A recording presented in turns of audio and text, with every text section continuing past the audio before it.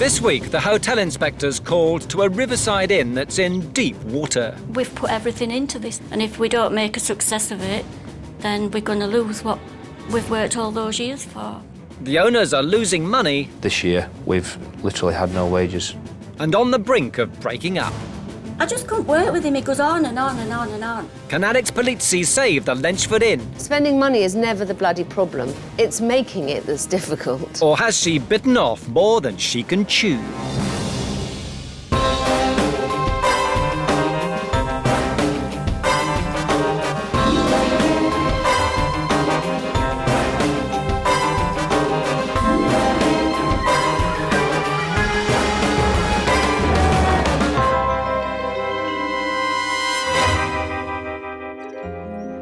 The Lenchford Inn near Worcester. Home to Dave, wife Marie, Marie's brother Ian and his wife Wendy. 2 years ago, after an idyllic double wedding in the Med, the two happy couples decided to pool their money, quit their jobs in Sheffield and live the dream of running a country pub together. And when they saw the Lenchford Inn, they were smitten. We fell in love with the setting, the style of the place. It's oldie worldy. That's why we bought the pub. As soon as we drove around the corner, we spotted the potential in the place. With all the boats, we really thought this wouldn't be a business which should take off for us. Well, when we came to view it, it was a lovely sunny day and everybody was sat out on the balcony. I just love the place. The beauty of it, and it's just such a lovely area, so peaceful. So, despite having no previous experience in the hospitality industry, former roofer Ian, On a Sunday, it's a carvery. payroll clerk Marie, Have you seen my stress balls? retail manager Wendy, Be glad when these are done, John. Yes? and taxi driver Dave Good afternoon, Lenchford. all became proprietors of the Lenchford Inn. The four good friends paid out £275,000 of their hard-earned cash for the business. It has 9 rooms to let, a bar, a function room and a large restaurant. But although the Lenchford Inn has a healthy annual turnover of £500,000, it's failed to make them a single penny profit. This year, we've literally had no wages. Everyone that's working here earns more money than what we earn. The two couples are working night and day for nothing. I do get depressed sometimes, get run down, and when it is our 2 days off a week,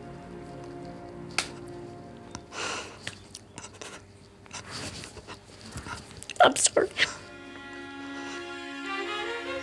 Their only hope is award-winning hotelier Alex Polizzi.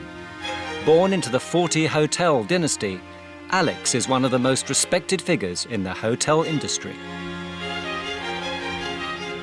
Now the owners of the struggling Lenchford Inn are counting on her advice to help them turn their fortunes around.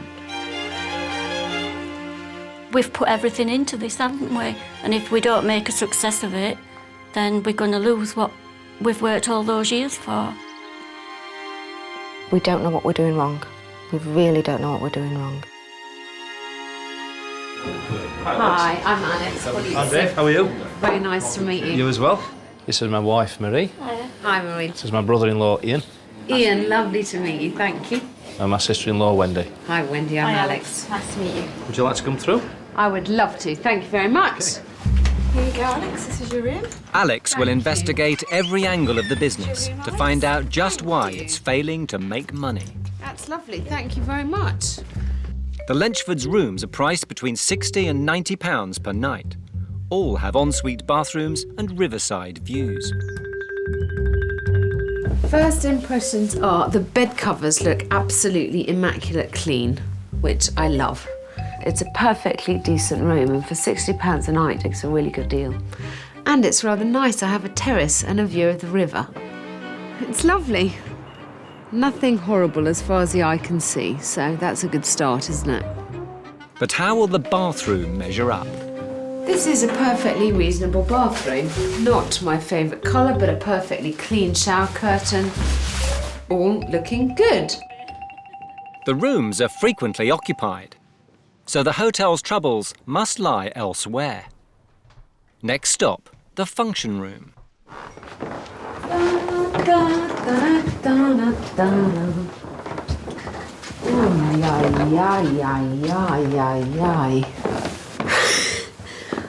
It's not often that I'm speechless, but all I can imagine is that this is the place someone has the happiest day of their life. It all happens here. But while the decor may not be to Alex's taste, she can't fault the figures. The Lenchford Inn does a brisk trade in weddings, helped no doubt by its stunning location. But when Alex enters the Lenchford's restaurant, the first problem becomes immediately obvious. Although the adjoining bar is busy, the large restaurant is utterly deserted. It's a bit depressing. Look at the pages of menu. There must be so much wastage, I just can't imagine. A pub ought to serve 10 or 12 things really well. There shouldn't be any attempt at extravagance, which this smacks of, I tell you. The Lenchford Inn near Worcester. Its owners, husband and wife team Dave and Marie, together with Marie's brother Ian and his wife Wendy, have gambled everything they have on the hotel, and it isn't paying off. We don't know what we're doing wrong. We really don't know what we're doing wrong. Despite an annual turnover of £500,000, the Lenchford Inn makes zero profit. This year, we've literally had no wages. They're counting on award-winning hotelier turned hotel inspector Alex Polizzi to help turn the business around. So far, she's discovered an empty restaurant that's failing to pay its way. Look at the pages of menu. There must be so much wastage, I just can't imagine. But there's more to the Lenchford Inn's troubles than immediately meets the eye. The stress of running the struggling business for absolutely no financial reward has begun to drive a wedge between the once great friends. Before we came down here, we were very good friends. We used to go out socialising to pubs, things like that. We never had a crossword, not a raised voice or nothing. And within weeks of being working together, living together, the pressures of decisions, how we want to run things, how the partners want to run things, it caused us rows and rows and rows. We try to bring our professionalism through, and often we find that the other couple aren't as professional. We love them to bits, but it's very difficult trying to get where you want to be. When Alex examines the hotel's books, she discovers how unhappy Marie is with her sister-in-law's handling of the weddings. I don't know much about it, but I know that they pay a £250 deposit, and then I think it's 6 months later, then they send another further £500. The wedding's next week, and all we've had is £250. Wendy's not looked in the file and followed, and we've got about 8 more like that. She's not following things up. Money coming in is what it's all If we'd have got about. all those £500, we wouldn't have had to have an overdraft. If Wendy's not there, then Dave deals with the wedding side. And does he do it the same way as Wendy? Does he have the same information? You know, Without being disrespectful to Wendy, he does it better. So just how are the family managing to function as business partners? if there is something big to decide, how does it happen? If we feel it's important to discuss it as a four, we do sit down in a meeting and discuss it. Quite often, I disagree with Ian. Quite often, I disagree with Marie. However, if it's 2-2, i.e. me and Wendy like something and the other two don't, neither party will budge, so we toss a coin. I'm not entirely sure that that's in the book of good business practice. Alex has discovered a hotel in chaos. Its large restaurant is failing, and the stress of running the Riverside Inn is driving the disillusioned owners apart. I'd be more happier here if it was just mine and Dave's business. But that's not being disrespectful to the No. other couple, and I feel sure that they feel the same, because Ian sometimes has to come to myself or to Marie, can we do this, can I do that? And when you're your own boss, you shouldn't have to do that, but that's how it is being in a partnership. With the business on the rocks, Alex must take action. Fast. The 4 owners, both mentally and physically, they need rejuvenation. This place has so much potential. It's yearning for energy and vision. I want to see them be proud of their business. The fact that they're losing money is something that I can stop immediately. And all I need to do is convince them that I'm right about the route I'm going to take, and I think we'll see an enormous change.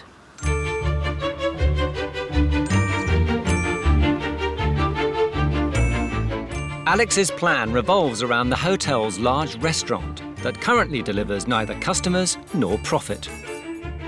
I am hoping that I'm going to cut down the menu dramatically, control the costs, make them aware of the fact that there's no point of them selling food very, very cheaply unless they make a profit on it.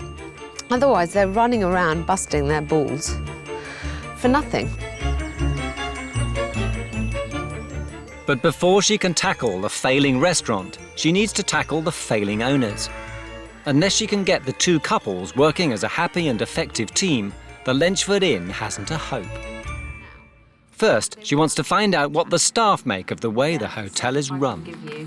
I am asking each member of staff to fill out a completely anonymous questionnaire because I've heard what the owners think and I want to hear what the staff think. Monsieur? Thank you. Thank you. The results make interesting reading.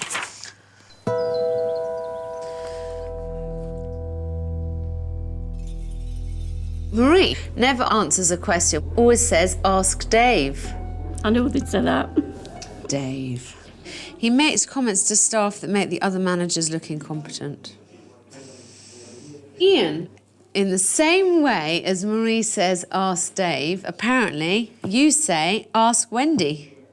Do you get mixed messages from your managers? Yes. All of them said yes. There's no continuity, boundaries change daily for different staff, different views on how they want the pub to be run. I think that's something that we can address very quickly. To see for herself just how well the 2 couples work together, Alex tries an experiment. I have a small task for you. Here I have something to assemble and a toolbox. I want to see how you all work together and I'm going to see how long it takes you. Go! Doesn't look too hard, but then again. The task looks simple enough, to build a children's slide from a standard flat pack. If it were laid down flat, we could do that, you see. No rush. Oh, they just totally ignore me. The bottom one wrong again. 20 minutes. That's too short and that's too long and there's one in between. Ian, have you got a long one in your hand? They're the screw edge, so I think the screw edge should be at this side, Sim. But with no clear leader, building the slide is far harder than it should be. A problem echoed in their management of the Lenchford. There's too many cooks spoiled broth. Come on, guys. Come on, slaves. Yeah. Whoa. Fold it up. Oops.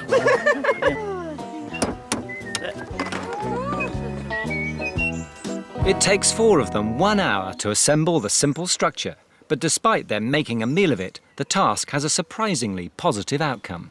You really laughed and you were nice to each other while you're doing it.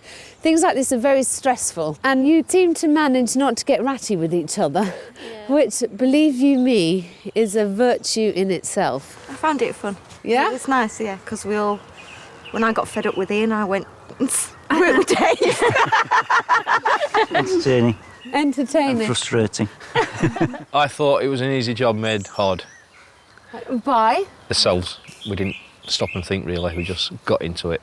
My advice is we need to remember why you got into this all together in the first place, which is that you love and you trust each other and you had a great time together. And somehow we've got to cling on to that and build on that. We got there in the end.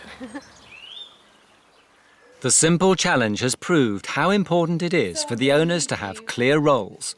Roles Alex is keen to assign. Most important points. You all have your roles to fulfil, so. Wendy will be in charge of the wedding business, but must be much more organised with the paperwork. Ian will be head of all staffing matters and the maintenance of the building. Dave will be responsible for all the stock and supplies that the Lenchford Inn requires. Former payroll clerk Marie must dedicate herself full-time to the crucial job of monitoring and analysing the hotel's finances. I'm having to do extra reports now, like with the meals and everything. I sometimes think that they understand what I'm doing, and then other times I think they don't. You know, like Ian's been up twice today. Oh, Marie, can you go downstairs? Are you doing anything? Now, I'm sat here, so obviously I'm doing something, you know, so sometimes I feel I'm appreciated, other times I don't. Appreciation aside, the couples appear to be following Alex's plan. Next on her hit list, the failing restaurant. Despite having 4 bosses, Chef Stuart has largely been left to his own devices and has let his imagination run riot. I've got a goat's cheese, spinach and ricotta lasagna, a chicken Dijonnaise, a breast of chicken on a bed of sauté as well, with a creamy Dijonnaise sauce. With dozens of meals on offer, Alex suspects that Stuart is overstretching his abilities and his budget. Stuart, am I welcome in your kitchen? You're welcome, yeah. Stuart, I'm going to throw down the gauntlet to you because after talking to the gang upstairs, they tell me that the rooms are doing all right, and the bit that they really need to concentrate on, the bit that's a problem at the moment, is the restaurant. You have a huge menu, so I would like you tomorrow for lunch to prepare 6 dishes off your enormous menu. Now, it's so huge, I can't believe that everything can come out of here and arrive in there the way it's supposed to. So I would like you to prepare for me at least 1 meat dish, 1 fish dish, a pasta, a bar dish. Vegetarian. That's the idea. Tomorrow I'm going to be a food critic as well as being the hotel inspector. Next day, Chef Stuart is feeling confident. No, I don't mind at all, actually. No, I don't, you know, I love cooking and it's for me a challenge. I like challenges. But the proof of the pudding, of course, is in the eating.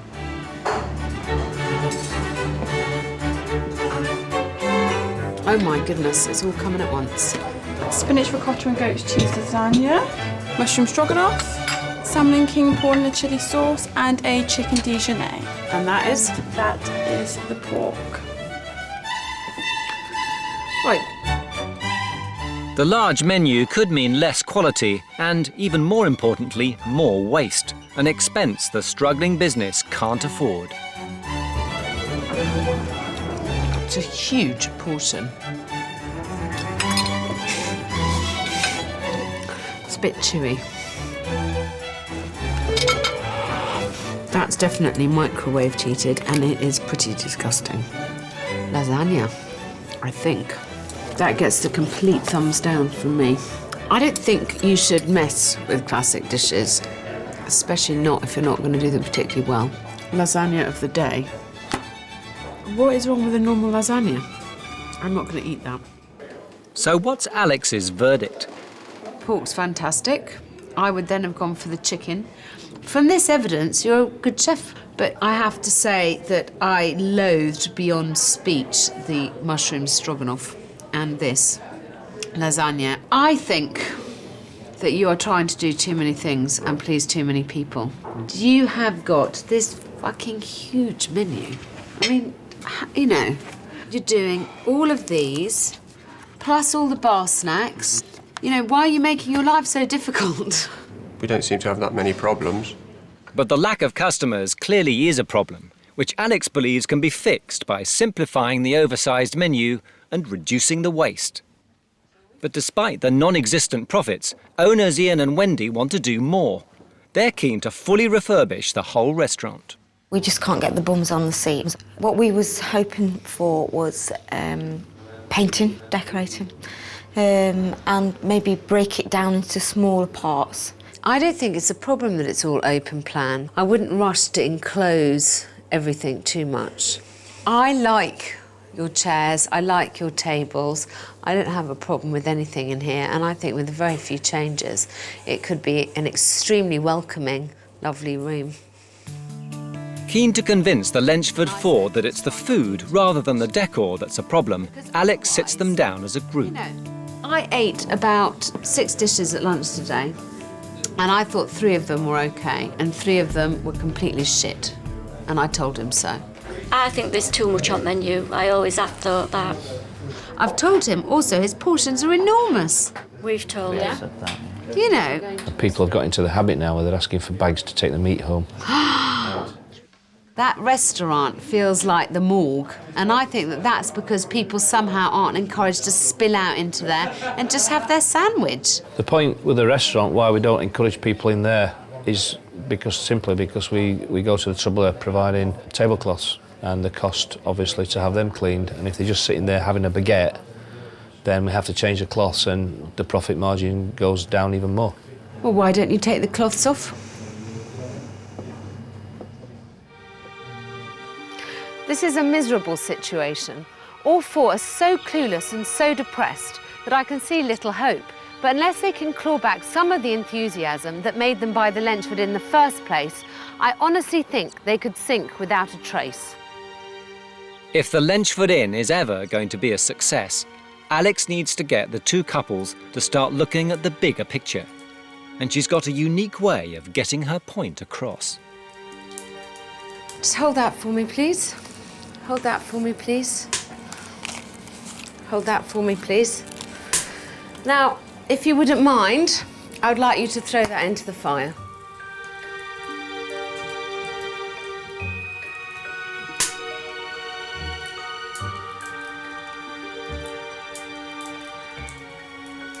That is about 1.5 grand's worth. And that is what you're losing in a bad week. It's a ridiculous amount of money. It's money that we should be having, we should be earning. We work hard enough for it, so we should have it. I'm absolutely gobsmacked. Absolutely gobsmacked. Spoilt my day there. We want that money in our back pocket. We don't want it in the fire. So this is what not keeping an eye on your portions, on your costings, and on what works does. I hope if we all focus together, that is going to become a thing of the past. Just so you don't feel completely sick to your stomachs, I would like to reassure you that that wasn't actually real tenors that we were throwing on the fire. It was a symbolic burning of what we're losing.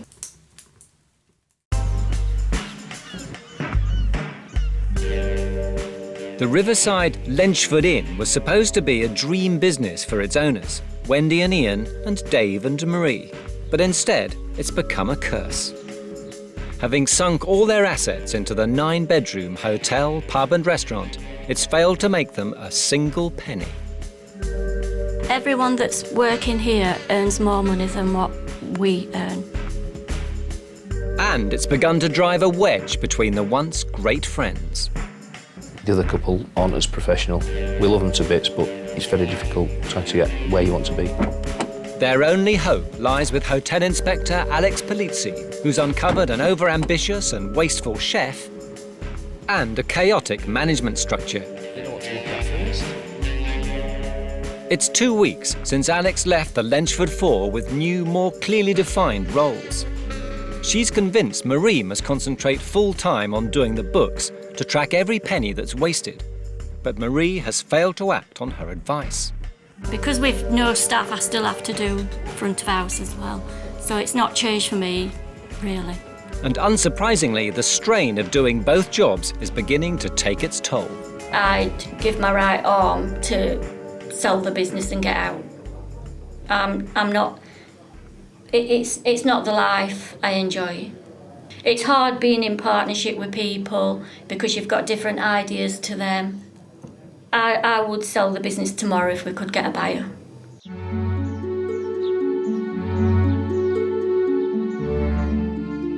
Marie is fundamental to Alex's plans.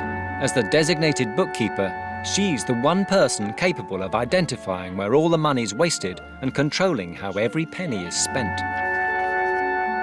If the Lenchford Inn's ever going to succeed, Alex must convince all the individual owners just how important Marie's role in the office is. If she could just do her job upstairs, which is a full-time job in itself, then she'd be a lot happier. So she couldn't just do that? From my point of view, she could, but we would have problems from the other couple, I believe, that I don't think they'd be happy at that. Dave's convinced Ian and Wendy won't support the decision to let Marie work full-time on the books. So Alex has no choice but to confront them. Every single bill needs to be justified. And I think that this is a full-time job. Now, I've just said this to Dave, and he suggested to me that you and Ian would resist that very strongly. No, I would not resist that. I understand at the moment where Marie is in the office. Ian does not understand what Marie does. He wants to know where the money's going. He's not interested in looking at the paperwork.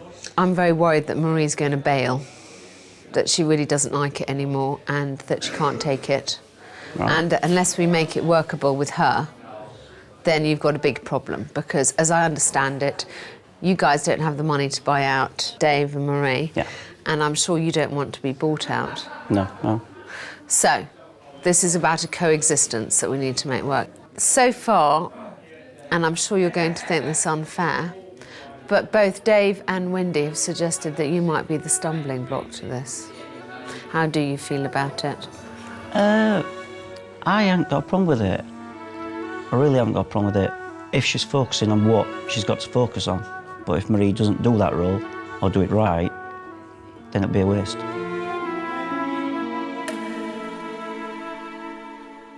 But Alex can prove Marie's work in the office is anything but a waste of time. The information contained in her accounts is a real hotel heartbreaker. This bottom line is where you succeed or fail. A profitable restaurant should aim to spend 30% on staff and 30% on food, leaving a 40% profit. But the Lenchford's figures are nowhere near. Your food costs was 50% of your sales. Your staff costs were 40% of your sales. That leaves the Lenchford with just a 10% profit, not even enough to cover their expenses. If you had done 30% food cost, 30% staff cost, and you'd made 40% profit, that would have translated to 65 grand. That's a lot of money. That's a lot of money. It's all there in black and white. By not letting Marie concentrate on the books, last year the couples missed out on a huge potential profit. It'd be nice to have that sort of money coming in, because then we'd be able to staff things up much better.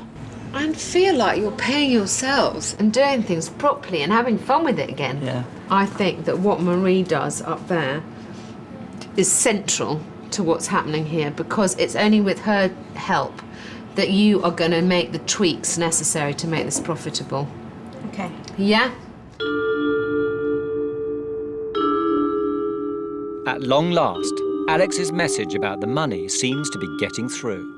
I've been telling you all this time, I've been doing these figures and sometimes people's been thinking I'm wasting time in office, but I'm just glad that everybody realises that now and we can act on it now. I don't think it's a case of we think you're skiving or anything no, like that. No, I didn't say skiving. We keep saying to you, you know, we know your job's as important as anybody else's. I didn't say skiving, but I know that Ian likes me to be downstairs behind bar. So I think, I better run downstairs. But you shouldn't feel like that. No. And we keep telling you should not feel like that. So you need to, take that on board and, think, I'm not sat up here doing nothing. I am busy.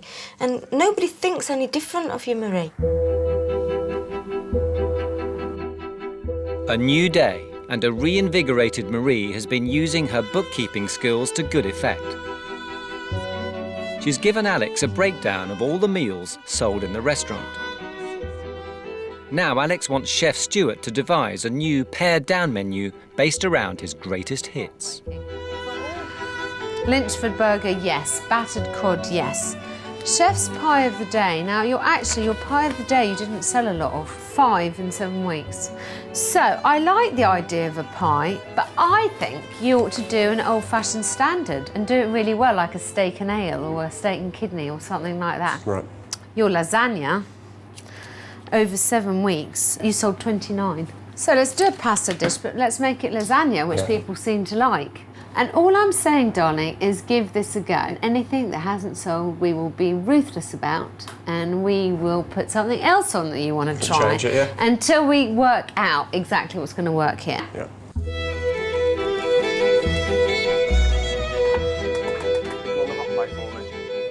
So, with a new, simpler, more cost-effective menu in place, it's time to put the Lenchford Inn's restaurant back on the map. Alex has asked Chef Stuart to prepare 2 taster dishes, and she's taken Dave and Marie and Ian and Wendy to nearby Worcester Market to spread the word. Here we are in Worcester Market, and we're here for one reason, which is to drum up some support for the Lenchford. Explaining the new menu comes on in a week and trying to get some enthusiasm going for your establishment. Now, come on now, go out and vlog it. What's that? That's lasagna. So, are you going to try a nice bit of steak and kidney pie? Would you like to try some of the food? Steak and kidney pie or lasagna? Yeah, I love this. You just push that in. That was a big piece of meat. No, take it all. You're all right. Well, have you tried a steak and kidney pie, girl? How can you sell it if you don't know whether it's good or not? Is it nice? That's really nice, yeah. And surprise, surprise, the couples are working as a team. What do you think to that? It tastes good. Tastes good? Nice. Very nice. Any vegetarian? Any vegetarian? Chicken lasagna? How are you guys doing? Very good. all right. Very good. Very good. People that tried it saying the food's lovely, which is a bonus. It's not that bad. No, it's easy. You can do this for a living. You know, people respond They to do. you talking to them, don't they? And it's, like I said, it's nice to have a product you can be proud of. Now, you've all tried that steak and kidney pie. It's good, isn't Absolutely gorgeous. Yes, very Yes. nice. Fantastic. Very nice. it? So if we can get every dish on that new menu up to that quality, you've got a winner. Their confidence boosted by the new menu, the couples are beginning to embrace the responsibilities Alex has assigned them. Wendy's got a firm grip of the wedding business, Coming down and felt it. and all 4 of them are communicating more effectively, though some decisions are still settled the old-fashioned way. Tails. Go on, Ian. Tails never fails. Tails this time. It's a tail. Alex's team have also arrived and set about brightening up the restaurant. Keen not to splash out on major refurbishments till the Lenchford Inn is profitable again, she's arranged for a simple, cost-effective alteration to revive the dark and dingy decor. But with Wendy and Ian still intent on a complete refit, will Alex's compromise have the desired effect? Last time I left here, I was feeling pretty positive, but I hear since then there's been rumblings of discontent. I kid you not, there's still time for lynching at the Lenchford. This is the first time Alex has seen the newly painted restaurant. What do you think about this? I don't like it. Don't you? No. It's an old worldy pub and you've got beams and you've got floor and it's been painted white from wood. Right, any other comments? To me, it looks like it's just come straight out of the box and been put in the centre of quite a tatty-looking room, an old dated room. And Alex's frustration is mounting. An Ian analysis simply on doesn't whether believe it's the 7.95 finances of the restaurant rather than the decor that the couples should be focusing on. I have to tell you that I never thought that your problems here were anything to do with decorating that needed doing. We can paint every single inch of this building, but it wouldn't have changed the basic facts that you weren't tracking things. Sunday lunches, for example. Have you done an analysis on whether the £7.95 you charge is a price that makes you a profit? I bet you haven't. No, we haven't. Not at the moment. This is much more of a problem than what colour the walls are. Because unless you're making money on people who come in here, all you're doing is spending or is outgoings. Spending money is never the bloody problem. We can all do that. It's making it that's difficult. The problem in this business is focusing on the customer and of making sure that once you get somebody through that door, not only do they have a fantastic experience and tell everybody about it, but you also make the profit that you should, so that you go home at the end of the day with something in your pocket and it feels like it's all been worthwhile. I'm still not happy about the situation with the restaurant. I understand where she's coming from with to make the money, and it's the food and the atmosphere that gets people in there. But at the same time, as a second or a third time who comes and sits and eats, I personally may enjoy my food, But I'd be sat there looking, thinking, that's a bit tatty now, and I can have a nice meal up the road at the other pub that's got a nice interior, nice food, nice atmosphere. It's make or break for the Lenchford Inn. Alex must prove to the owners that a successful hotel and restaurant is about much more than just the decor, so she sets them a challenge. The two couples have just 24 hours to fill their restaurant for a special St George's Day lunch. The event will promote the hotel. Its new menu, if successful, will give the four owners a much-needed confidence boost. I want to see all of you working together. I want to see this place humming. So it's onto the phones. It's Dave at Lenchford. Hello, Mrs. Jukes. It's Marie from the Lenchford. I'm just ringing up to see if you'd like to come out for lunch today. And out on the streets again to drum up some trade. If you are passing and you're interested, if you'd just like to pop in, I'll give you one of our brushes. OK. It's a cracking pub, especially when weather's like this. It's gorgeous. To entice as many customers as possible, St George's Day will be a special half-price lunch. Hi ladies, how would you like lunch at the Lenchford? Have you ever heard of the Lenchford Inn in Shirley?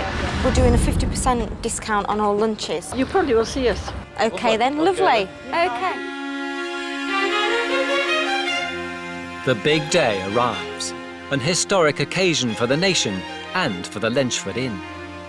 But will Alex finally witness positive progress at the ailing hotel? After all the arguments, she's hoping to see the owners working in harmony and the kitchen pushed to its limits. More than 40 diners are expected, a crowd unheard of for a midweek lunchtime. Just waiting for the onslaught. So, let's make this a success. Let's all work together to try and make sure that your guests have a wonderful time today and that the buzz spreads about how great the Lenchford is. Brilliant. OK. Yeah. It's St George's Day, and the Lenchford Inn is hosting a special celebratory lunch to promote the hotel and relaunch the previously failing restaurant. Thanks to Hotel Inspector Alex Polizzi, there's a new simple menu based around successful classic dishes. And the hotel's four owners have put aside their differences and are working as a much more effective team. But now they face their first big test. With more than 40 diners arriving all at once, this will be a real baptism of fire. It's this way. Sorry? Table 11, it's this way. I've got an order for you. 2 pork and apple baguettes. Service gets off to a great start. The guests are flooding in. Are you a fish cake and a pâté by any chance? Orders are being taken. Lunchtime, it's really nice to see it busy. It's normally very quiet on a Wednesday.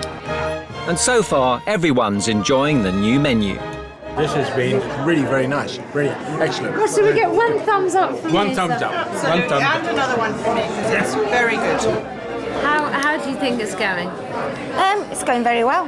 We'll see when the food comes out of the kitchen. We will. As to how long it's taking for one table. Table 7's coming now. But with a busy restaurant comes increased pressure.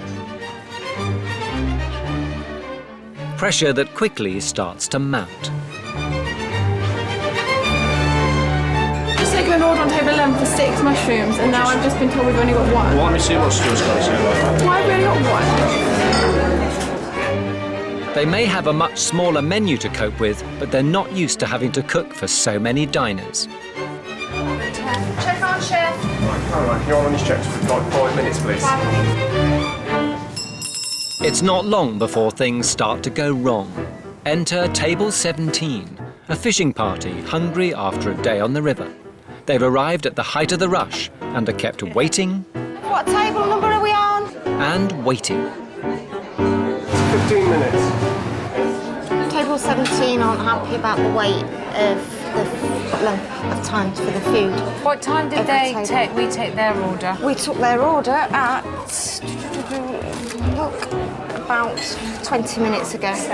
I hear you've been waiting for ages. Is it going all right? They're not the only guests complaining. Elsewhere, a frozen prawn curry has been sent back, twice. Did she send it back again? Yes, it came out.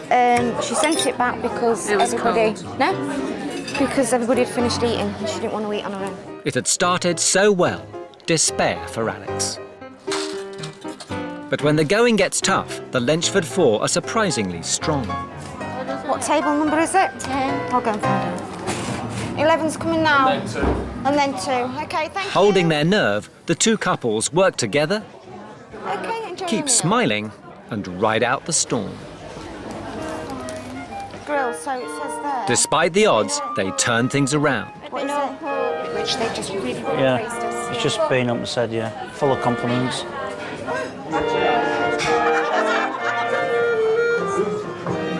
It's going a lot better than I expected. The 4 owners have cheered up and the waitresses are in a good mood and the kitchen's handling things quite well. But it is nice to see it, it's buzzing. They'd like the bill. Right. It's just coming. Finally, the Lenchford's customers are all fed. Service was very good. The starter was good. I think the waitresses did well. Oh, wonderful. They're very cheerful, perfect. The fish was very good. I have to say, I had the fish and chips as a main course, which I couldn't fault. If you want it to be cooked, then you have to wait. I mean, that's the Thank thing. you for being so understanding. It's all right. Good, I'm so pleased. The food quality is excellent. Definitely come here again. We'll definitely and bring some It's friends. been really Oh, nice. lovely. Very enjoyable. Lovely. Thank And you. a very nice meal. I thought Wendy did well. I thought the waitresses did well. No one ran away crying. In the face of a stiff challenge, Dave and Marie and Ian and Wendy have pulled together.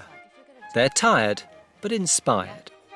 You know, well done to you. It was a really tough lunch. I could see that. You and the girls, I mean, goodness gracious me, they really pulled it out the hat. So, are you all going to stick at it? How do you feel at the moment? Just need to stay positive and focused, and it will be a success. I want to run a mile. No. We came down as a family and to be successful and we'll make a go at it. Marie, how are you feeling? I'm feeling quite positive at the moment. We'll stick together and we'll fight the cause and hopefully make a success. We're halfway there, we just want to make some money now. As a farewell gift, Alex hands over a present, hoping to convince the two couples never to call last orders on the Lenchford.